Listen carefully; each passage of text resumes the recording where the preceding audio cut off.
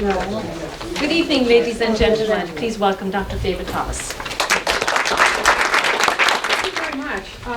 There's two places I love. I've come to love Southbridge, and I really love Lazio and the area around Palestrina especially. I've done research there, I've done research here, and I want to particularly thank Margaret Morrissey, because there are a lot of really good research librarians in the world, but I haven't met one who's better than she is. She has been tremendously helpful.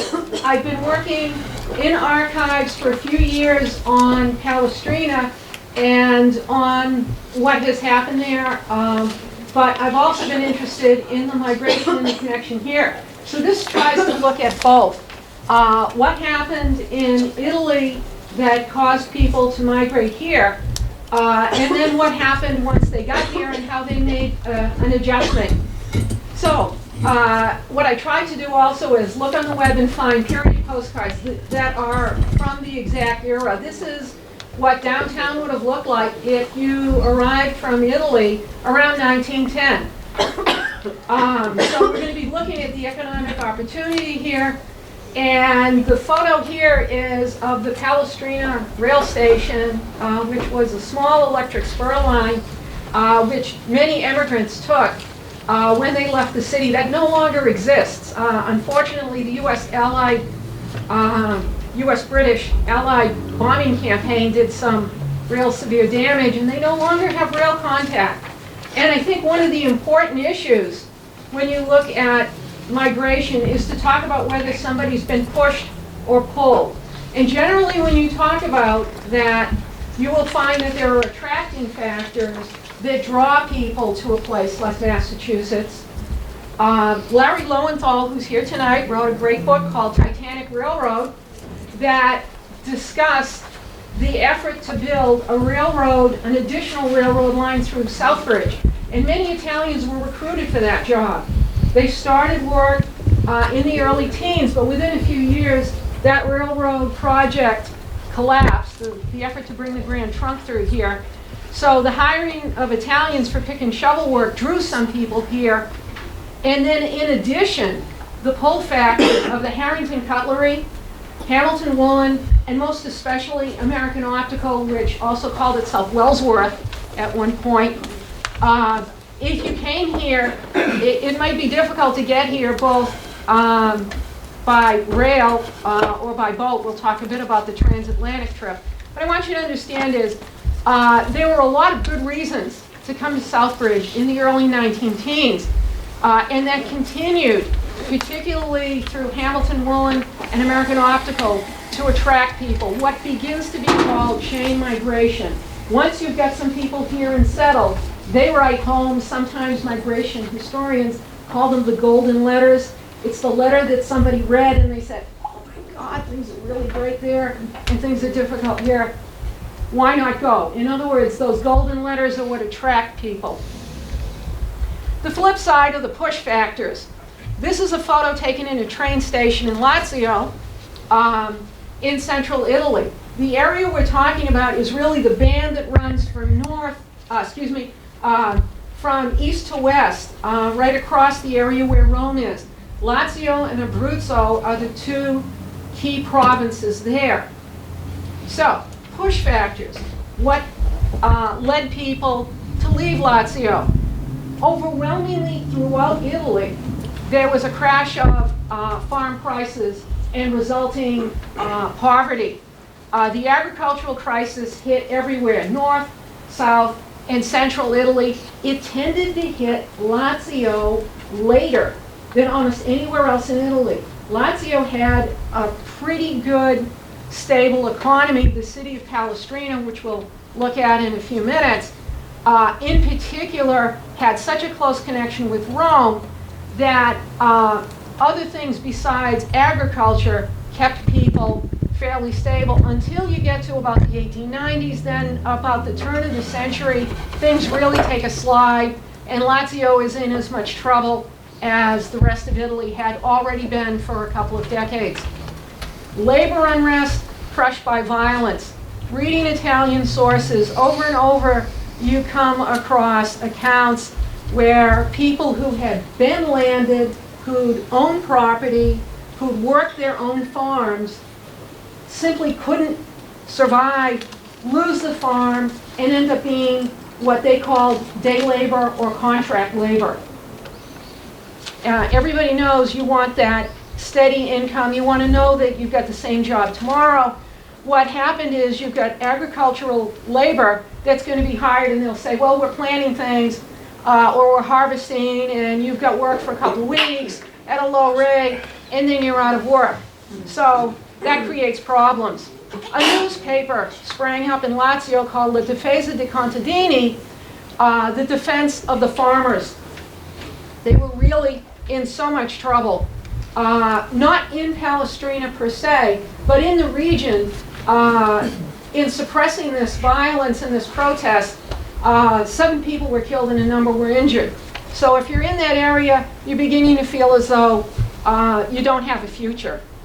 In addition, Lazio and Abruzzo, really about halfway between Teramo, Abruzzo, and Palestrina, Italy, is an earthquake fault that runs from north to south up the Italian peninsula.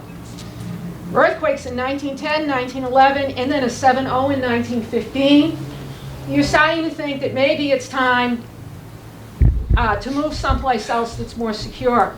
Those earthquakes haven't recurred, thank goodness, in Palestrina or that area since. However, Amatrice, L'Aquila, and most lately within the past year, Norcia, which are just to the north and the east, have been severely hit.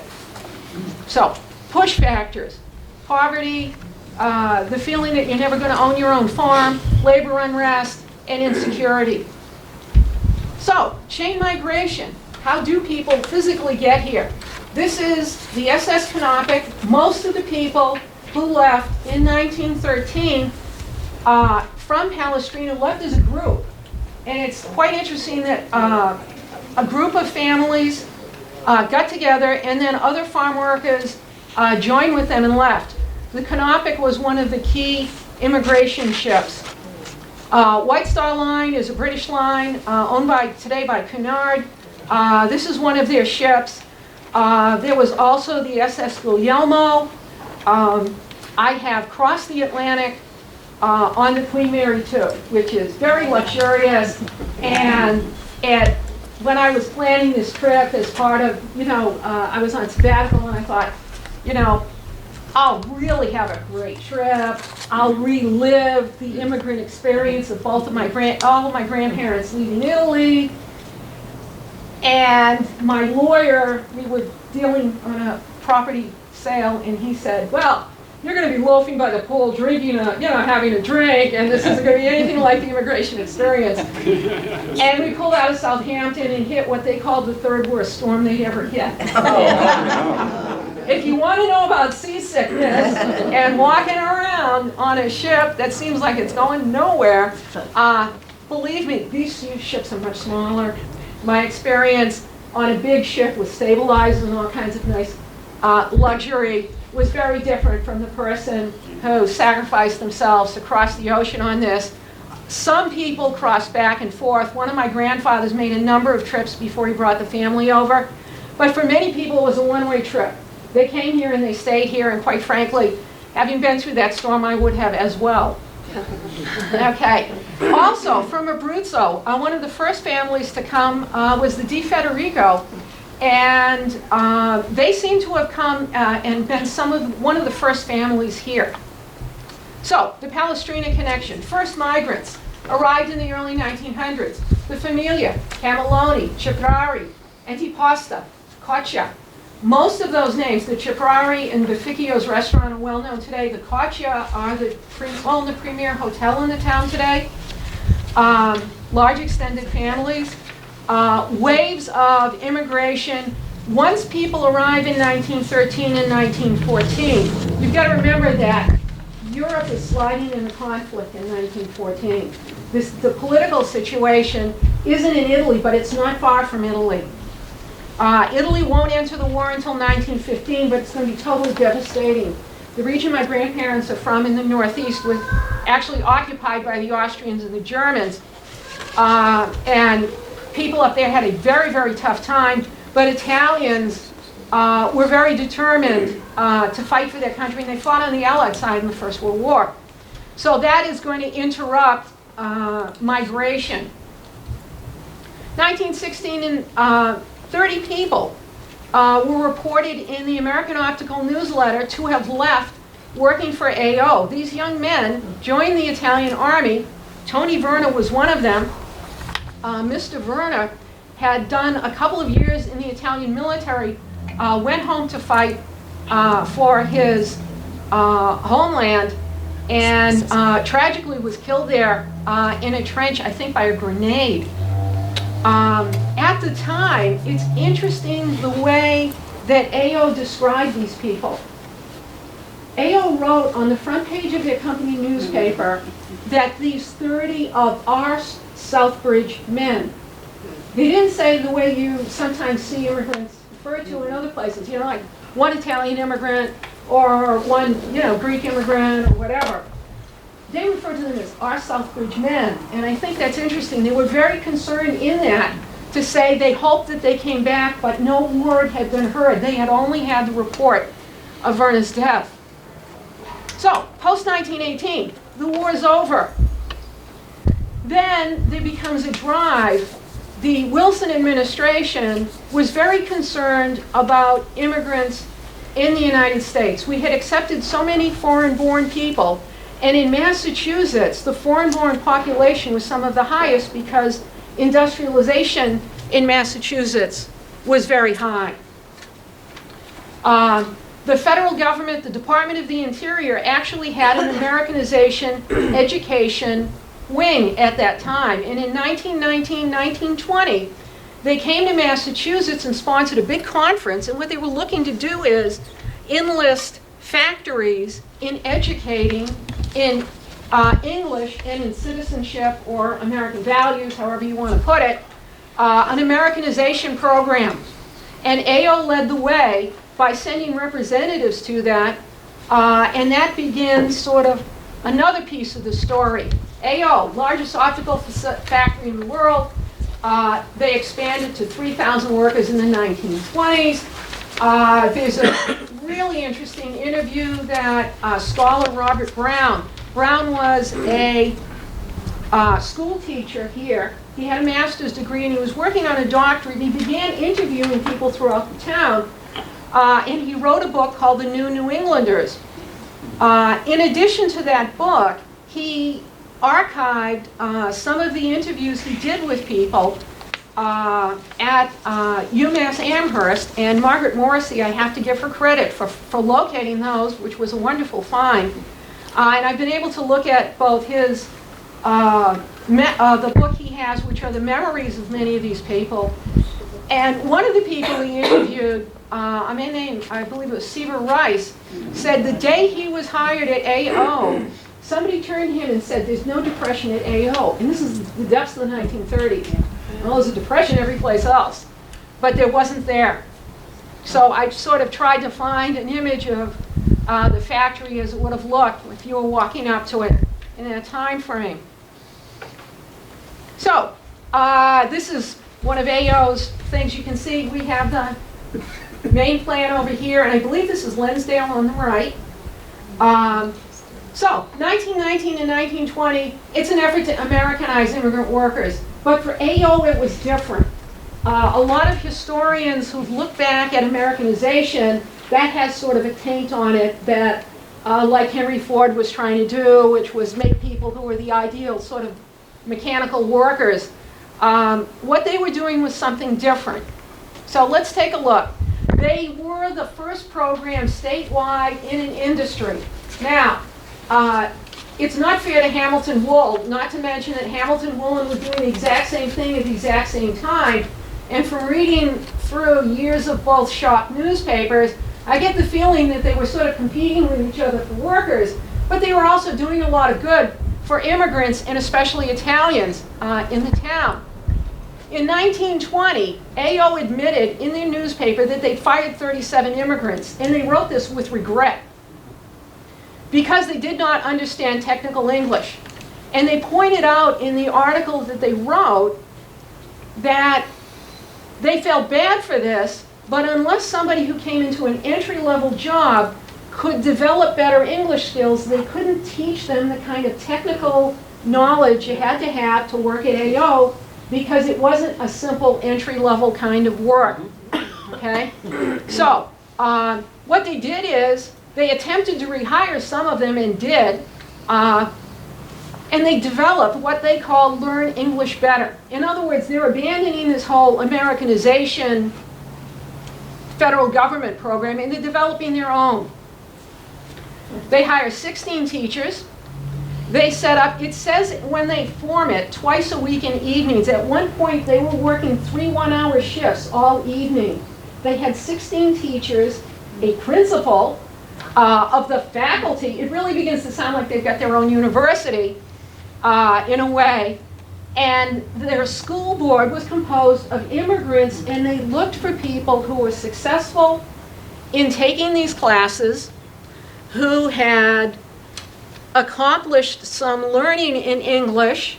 And remember, these people are working a full day, and then they're getting off of shift, and they're going to school for a while. So you really have to have some determination to do this, and not just to do it, but to stick with it. It ran for a good portion of the year. Then they take a break, just like school, and then they go back for another season.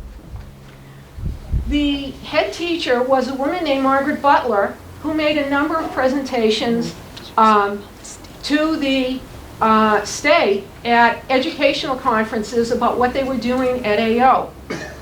Now, how do they measure success? The teachers did essentially do report cards for these students, and those reports went into their personnel files and actually could assist a person in getting a promotion. So if you were looking for a job at a higher rate of pay or more responsibility or with new technical skills, they were looking to see if you had the language knowledge to comprehend what they were going to be teaching you. AO also made an offer, which I've never seen anywhere else, and I've read a lot about people in Massachusetts who are immigrants. I've never heard a company say they'll give you half a day off with pay if you're going to your naturalization hearing, but AO did that. And here's the star pupil. His name's Giovanni Volpini. They featured him, they interviewed him, he repeatedly showed up in the paper. He did 4 years in the AO program. I looked on the census and he listed himself as having 12 years of education, so I'm assuming he arrived here with a fairly good level of education to begin with. But he became a naturalized citizen.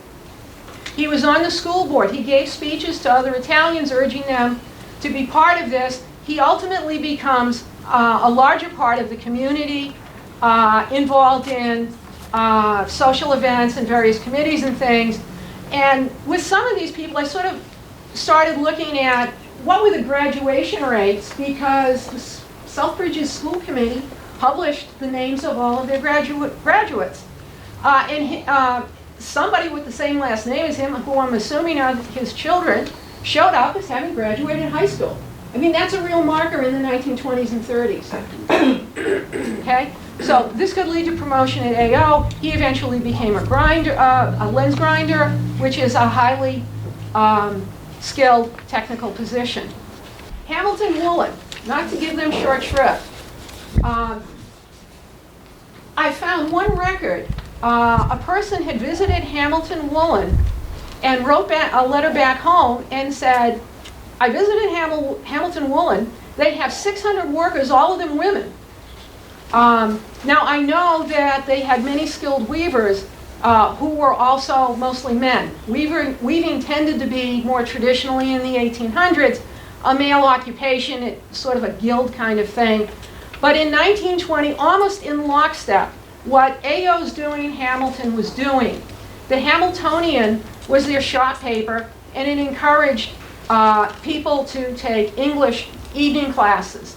They even, and this is before the Jacob Edwards Library was built in town, they built a library for their workers. That's a considerable investment. Now, I don't know what they were spending. I do know that AO figured out it was $600 a worker. And we're talking the 1930s. They had to build classrooms, hire and retain 16 people on staff, buy books and everything else. So that's a considerable investment. Life in the boarding houses. Most people started out living in the Eastford Road area. Many started with Harrington Cutlery and then moved up to perhaps Hamilton Woolen or AO. If you look at Hamilton Woolen as a New England textile factory, they have pretty much the same story as almost everybody else. In the town I'm from, Fitchburg, Massachusetts, they had Fitchburg Woolen, a ton of woolen mills, and a large number of other industries, including primarily paper mills. Almost every textile mill in Fitchburg was either gone by the end of the 20s or the beginning of the 30s. And for Hamilton, tragically, it's going to be the same story. Okay? But not for AO. And that's what makes sort of the case study here from a historian's perspective very interesting. The Hamilton Woolen strike. In the fall, workers demand a raise. Lighter machine load. When factories grew short in terms of spinning, they would have more women tending more machines and ending up running around a lot, and it gets very, very difficult. They also wanted to unionize, and this is where the plant leaned back, let's put it. The pressure backward was that they refused to let union organizers come in. This strike was primarily of female workers and some male workers, and the two union organizers and the senior person, where there were two women and a man involved in this. This is a case that they have records here. Harvard Business School also has material archived on this, which I have not been able to access yet. But the story from here, the local newspaper coverage, is that it soon devolved into violence. This was not an easy time. One worker committed suicide when they lost their job. The manager struggled to reopen the plant. The 700 workers essentially split 7-3. 700 wanted to come back, 300 wanted to hold out.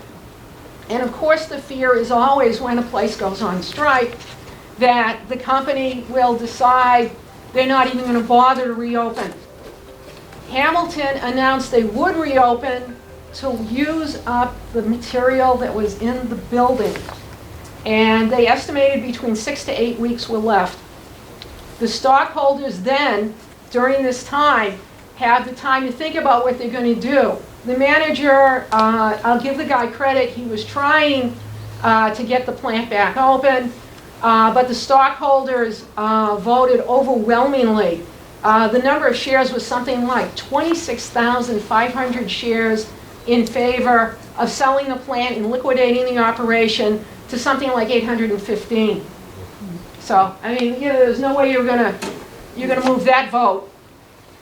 Time magazine came here in January of '34 and described the workers going back to work to essentially clean out the mill, and said they trudged into work on a day that was 25 degrees below zero. Yeah.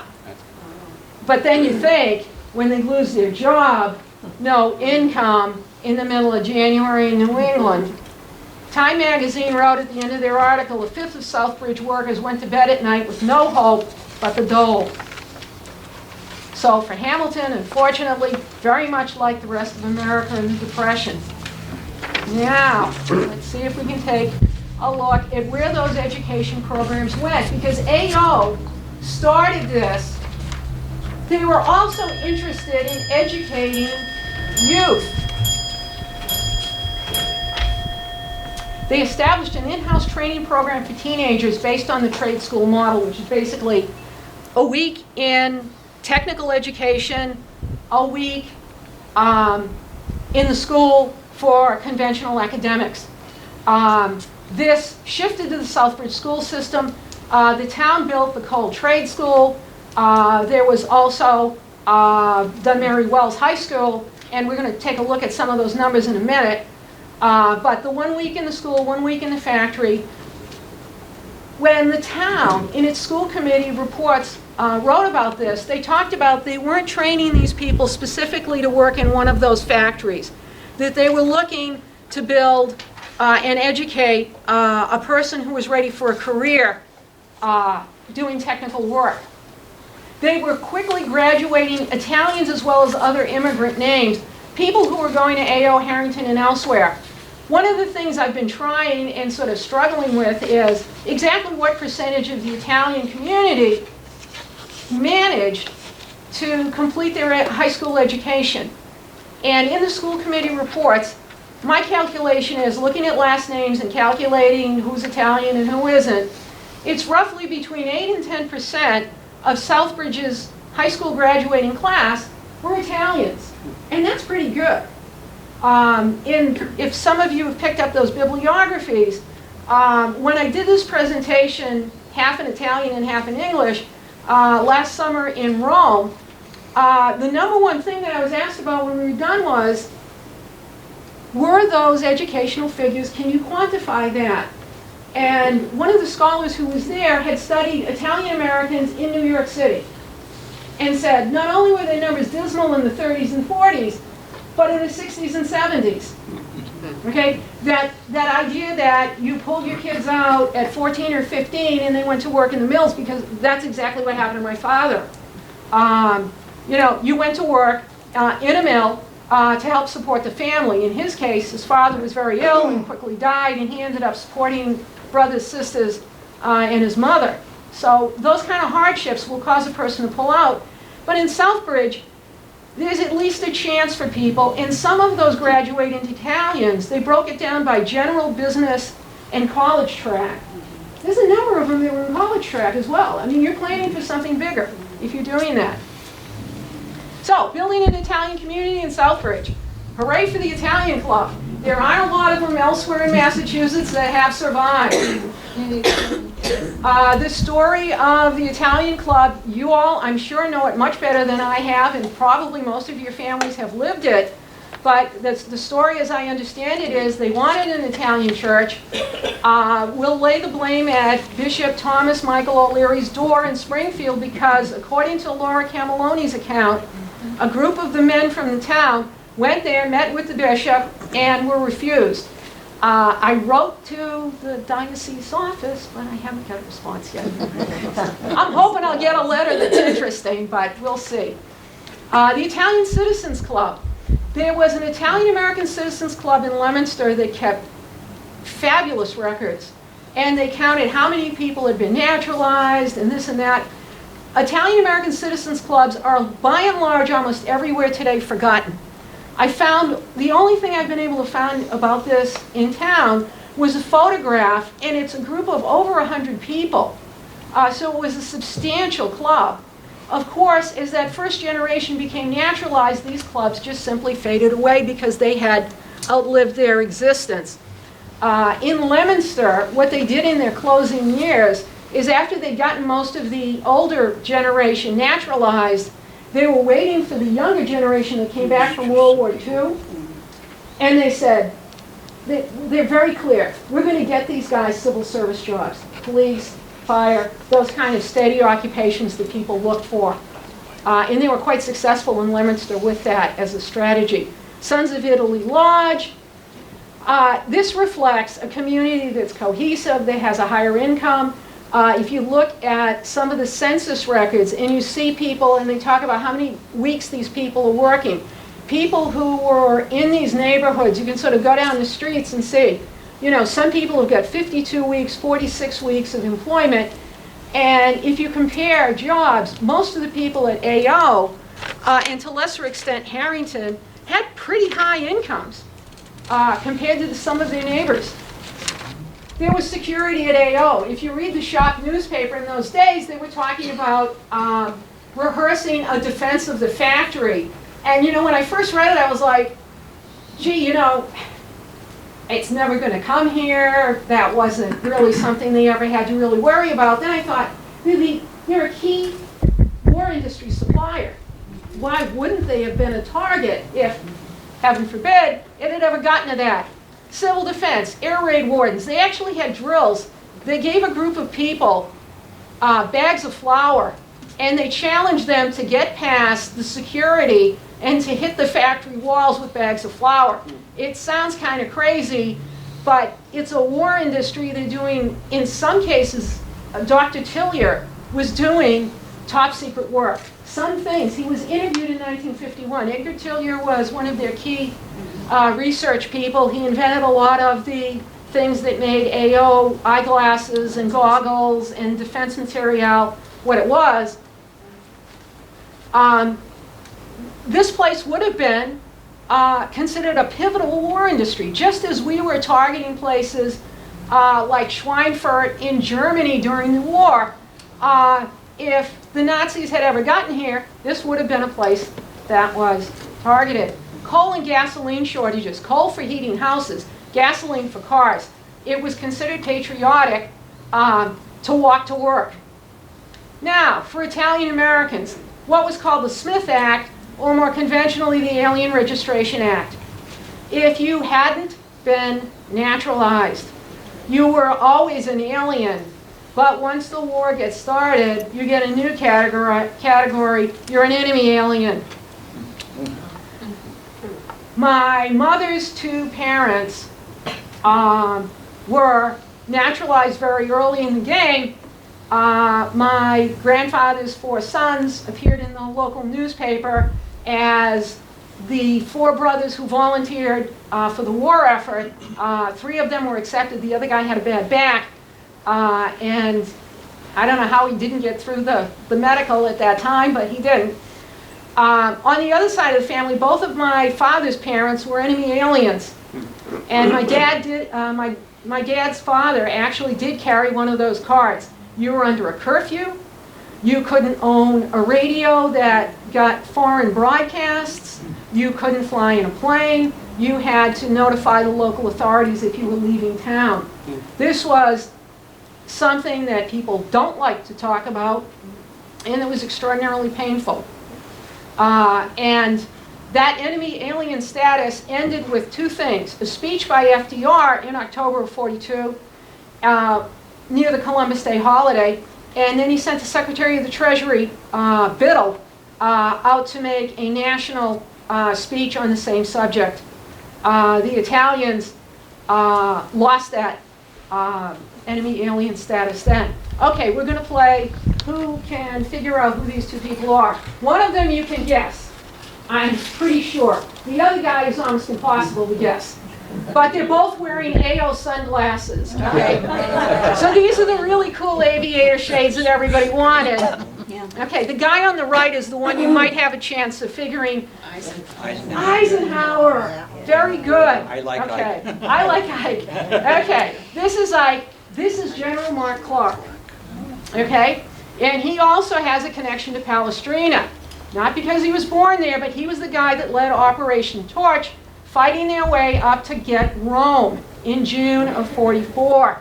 It was his forces and the Allied forces that were coming up through Italy. And Mark Clark is the guy who rode in a jeep into Rome, having liberated the southern half of the peninsula like 2 days before D-Day. The liberation of Palestrina as well from Nazi occupation. Unfortunately, they suffered a great deal during that. But what was happening here? AO had a program called Vision for Victory. In other words, this is pull everybody together and make sure that we meet production quotas. War contracts increased their business by 600%. It's amazing. They were buying factories. They were opening things up. I want to give you one other side of it. If you look at the bottom thing, you must meet the government production quotas or else. Norden didn't. And I was not aware of what happened if you didn't meet your government production quotas, and this is going to explain why they were so desperate to keep training people and expanding.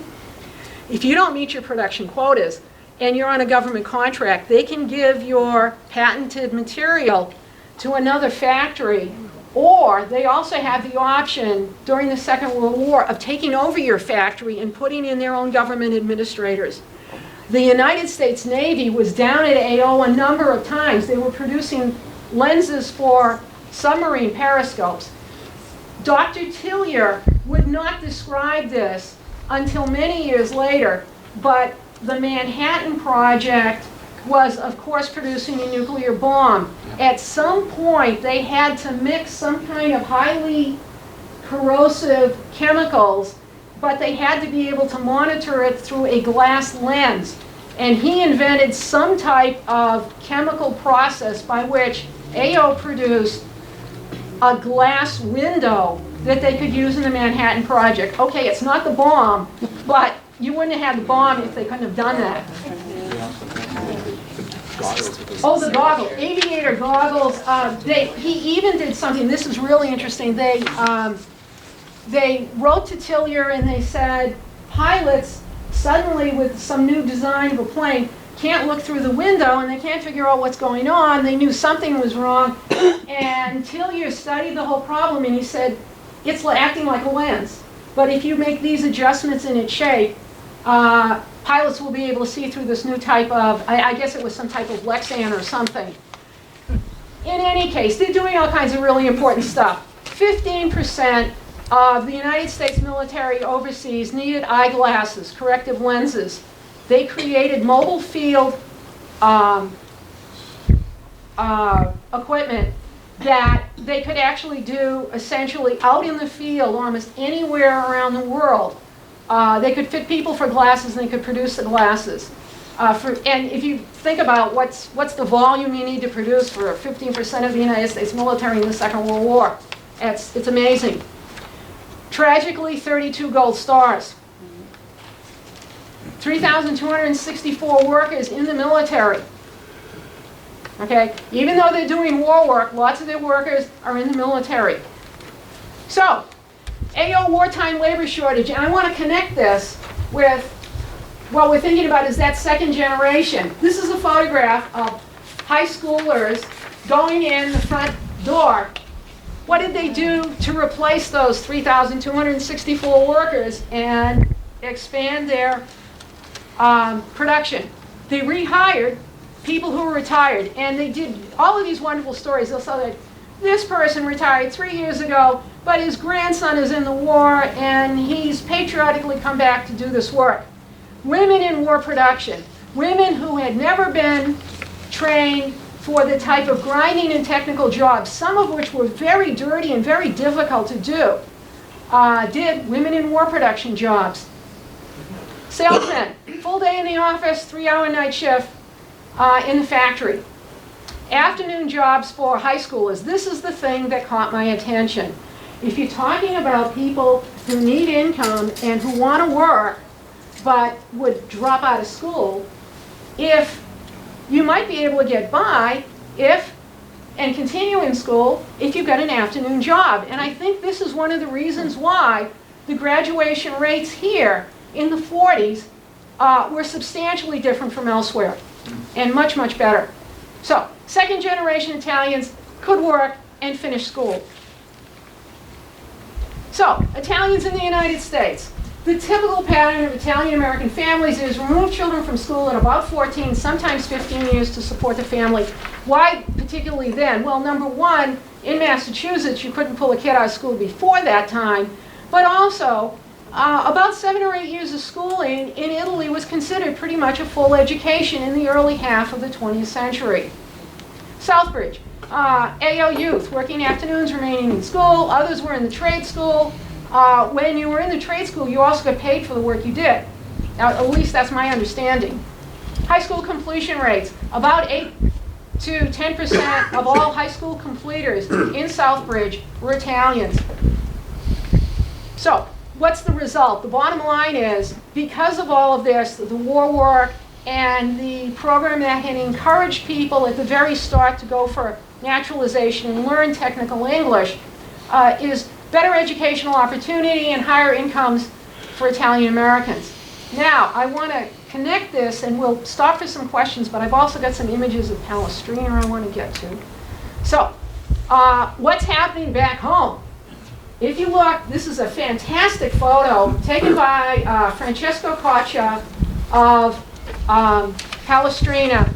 obviously from a plane. If you look carefully here, this is the main street through the Centro Storico, the historic center of the city. What's exposed here was actually a neighborhood called Il Borgo, or the village. There were homes built on these ramps, okay, which are exposed today. Unfortunately, the Nazi occupation of the town was brutal. They killed citizens. There was open resistance. There was a lot of resistance fighting. The story of war in Palestrina in the 40s is very tough. The Nazis built a communications tower on the top of Mount Ginestra, way up here, and that became a target, unfortunately, for Allied bombing. So the post-war recovery of the temple site, turning the town primarily into a place where agriculture and tourism could thrive, is a nice story. But let's take a look. This is a month ago. This is September 10th, 2019. I always check the local newspaper for what's the news. And if you look there, those two guys are Italian military. And anybody want to guess what that is?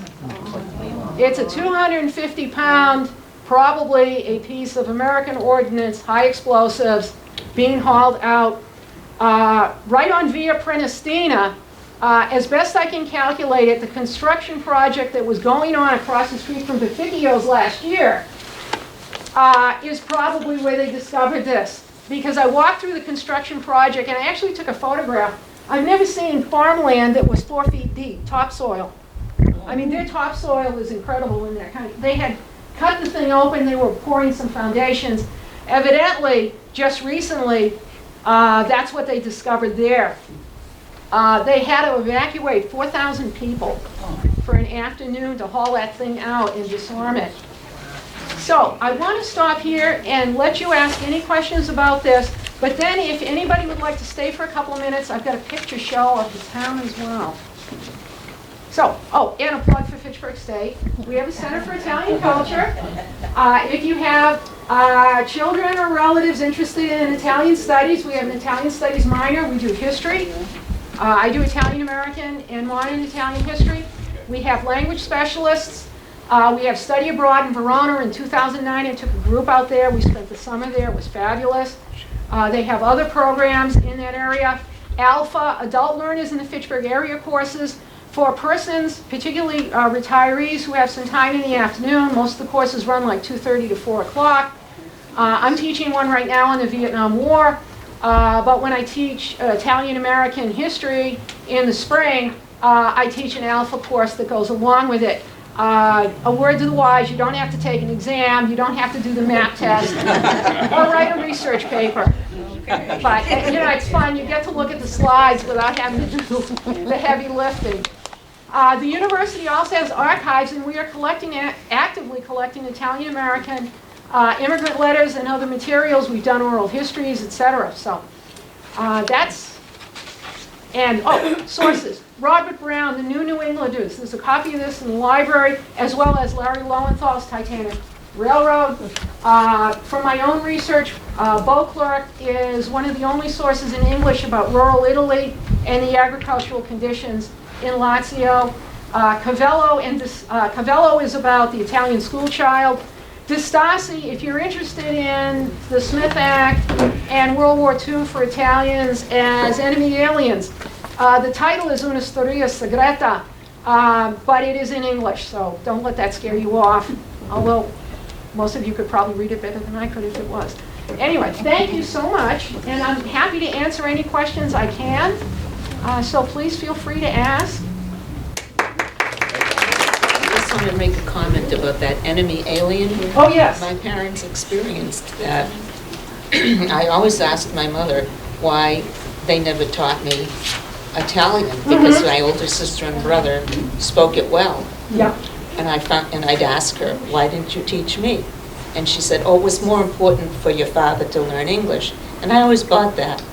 Okay. So about 15 years ago, my brother told me, it was about 1944, and I was just a baby in the crib, and they were having supper, and my mother was putting the meal on the table, talking Italian to my father, and she was crying.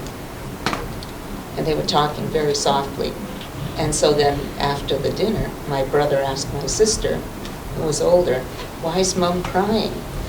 And my sister told him that my mother told my father that they had heard on the street that if these Italians don't stop speaking Italian and don't speak English, they're going to be deported. And the Italians in Southbridge were petrified. And they were going to be kicked out of the country. So they stopped speaking Italian and spoke English, so I never got the benefit of it. Yeah. Both of my parents, their parents are not, they weren't married there, but they are from roughly the same area. And they always spoke to each other, but I can remember when I was a kid, they never taught me Italian. They were taught, and they would say, oh, you know, but it was really sort of like their secret language. But I wonder if that stigma still sort of carried on. They would sometimes, if they were on public, they would sometimes talk, you know, he would say something to her, she would say something to him, and it was usually like, oh, you know, somebody's over there, you know, we don't want to do that or something, but they sort of kept it away from me, and I would listen and occasionally pick something up, but, you know. Also, my father worked in Lensdale. Oh, okay. And my mom would make him this great Italian sandwich with the bread and the prosciutto and provolone and salami and all that stuff. And at break time or lunchtime, most of the other people were eating bologna and Wonder Bread. The food is different. They used to make my father eat in another room because they said his sandwich smelled. This is my recent trip. I'm like a migratory bird. I want to fly back every summer. I've been working in the library there on the strategic bombing and the issue there. This is a photo taken from one of the, this winding road that goes to the very top of Mount Ginestra, and I walked up there, and it's killer to walk. This is the Porta San Martino, or St. Martin's Gate, and if you look, these are the old walls of the city. So if you're looking at a place when they closed those gates that was well protected, it also gives you an idea of the steepness of the grade here. You've got to be really rugged to walk through there. I was laboring up this hill, and I took the turn, and I was headed up towards the hotel, and this elderly woman comes walking by me, and she turned to me and she said, Dora, it's hard, you know, as she walked by. And this is right across the street from the Stella. This is actually the path up to the library. They have a very small library. They have no computers. One of the reasons I've been here for 3 years typing out hand notes is because there's no way to take home like a PDF of a lot of the material I want to study. I have to sit there and work, which is a wonderful excuse to go back every year, which I'm going to keep telling my husband, even though they're rebuilding the library next year with a all new technology in another place down in the city. So you get an idea of the steepness of the steps. When I was there this summer, you can see the steps here, and you can see all this muck over here. This is tar. And for days they were working on this project. I had no idea what they were doing. And then I realized there's a house up here. There are no streets. There are walkways. And they were going to do a construction project on the house. And what they did is they started rolling wheelbarrows up here. They had put down a carpet, and they laid down some tar temporarily. And that was the way to get up there. But you start thinking about, what if somebody needs to go to the hospital or has to have some kind of care or something? There's nothing to do but except run up and down these stairs. There's no way you could get an emergency vehicle up there. So you have to kind of keep this in mind. These houses up here, which are absolutely beautiful, are for sale. And I won't confess that I do go by the real estate office and look in the window, although I can't do this. But houses up here, you can buy a very small flat for about $38,000, which is about $45,000 or $50,000, because the elderly people are still here, the young people are out there, and they have been building $250,000, $300,000 houses out there on that open land, which are, you know, sort of modern suburban type houses. This is the National Archaeological Museum. The Barberini family sold this to the state in 1956. This is the reverse look out over the city and the valley, which is absolutely gorgeous. And that's the open site you can see from the air, Yes, Yeah, that's right. exactly it. Thank you for saying that. That's exactly it. This is all that grassy area. And This is going back to Well, it's been Temple 50 Fortune, years that's since I Roman did. times? yes, Roman times, and it was originally, they think, a temple of Isis. It's a pagan temple. So there's a cathedral down here, but this place has a ton of history. These steps go down to the ramps, and you can cross over these ramps back and forth. As I was trying to make my way down here, some of these steps are like a foot. Yeah. And the woman was walking in front of me, and it looked like her father had sort of collapsed and was sitting on the steps. And he yelled down to her something, and she yelled back, "Un incubo, it's a nightmare." Wow. And this is another shot. That's the Chiesa di San Antonio, St. Anthony's Church. The library is actually in the corner over there. They do hold religious ceremonies and things, of course, in the church, but they do have parades and processions that run across these ramps, particularly Corpus Domini. This is the Cathedral of San Agapito the Martyr. It is a gorgeous place. This is where the famous medieval musician and chorister Palestrina organized the choir. The building still stands, even though we blew up the front of the building during World War II. This is a shot of a mass inside. This is the church and the convent of St. Francis. The building's always closed. And it was open one morning. And I snuck in, and it was open because they were going to have a wedding, and I had to get out. But I took this shot before I left. But if you look at it, lit up, what a gorgeous place. I never got to find out who was the painter. It looks like one of the great Renaissance artists, maybe Bellini or somebody. I don't know. Monumento Caduti, the monument to the fallen. This is in honor of people like Tony Verna and others who died in the First World War. They have added the World War II names. They also have this separate memorial on the side with the names of the Pinchi family and other families. All of these people were living on a farm in the countryside and had assisted the resistance fighters who were trying to help the Allies. And for that, the Nazis came with a machine gun, rounded them up, and killed the entire family and all of their farm workers. Wow.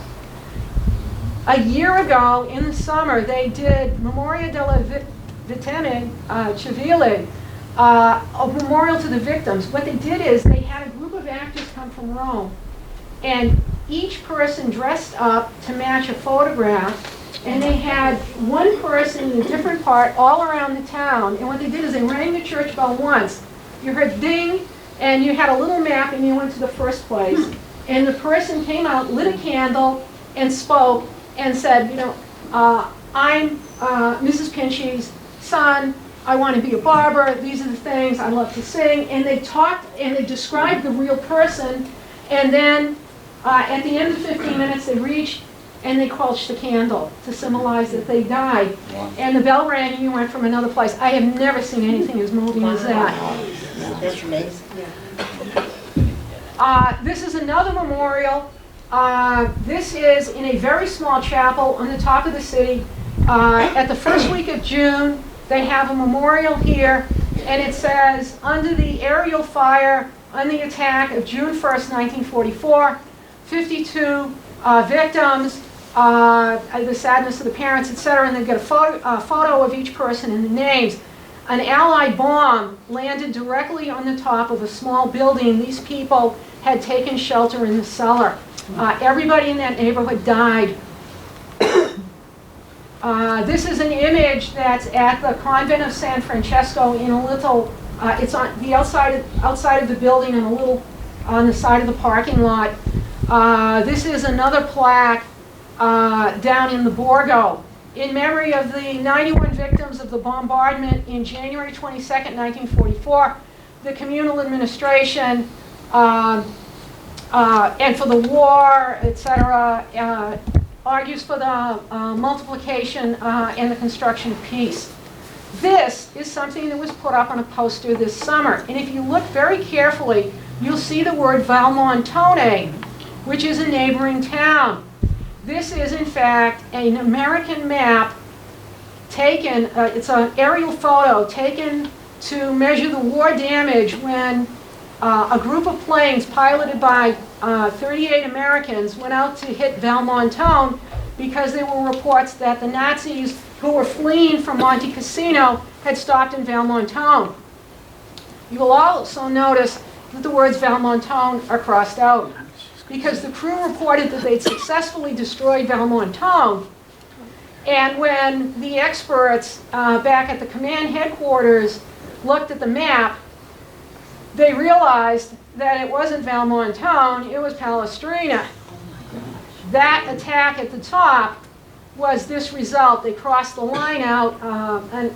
An Italian scholar published this in a book, and I'm assuming that's where they got it, because I've seen this before. But in fact, that's when they interviewed the crew. They pulled them all back in. 37 guys said, we hit Valmontone. One guy said, I think we didn't. And unfortunately, tragically for Palestrina, he was the one that was right. Now, the Museo it's the Diocese Museum for the Prenestino, which is the ancient word for Palestrina, of the Sacred Arts. They have some beautiful materials there. If you go there, you don't have to speak English. They have an Italian, they have an English language thing that you can sort of walk around with. This is not mirrors. They have a room full of Catholic materials, monstrances, chalices, all sorts of materials. Everything that was at risk during the Second World War has been taken to shelter in this building.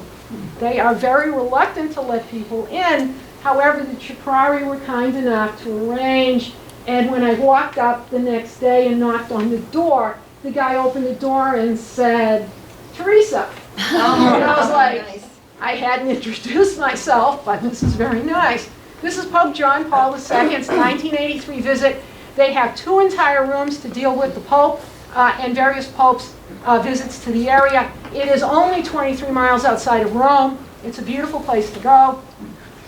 These are some stones that were lost in the bombing, dug up when they recovered the Borgo area, and are now carefully put away in the museum. These are some, this is the place at dawn from the windows of the Stella, okay? And I know that people here mentioned last time that they like porchetta.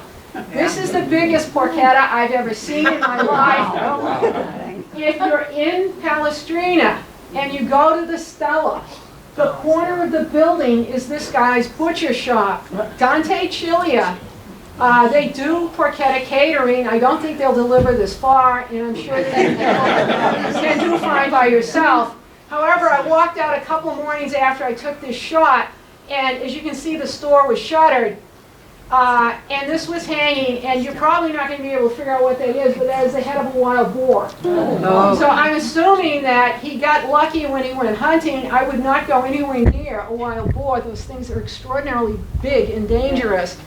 But that was his little souvenir, so that everybody could see that indeed the wild boar sausage was on the way. So with that, we'll leave you. I thank you for staying the extra few minutes for this. Thank you very much.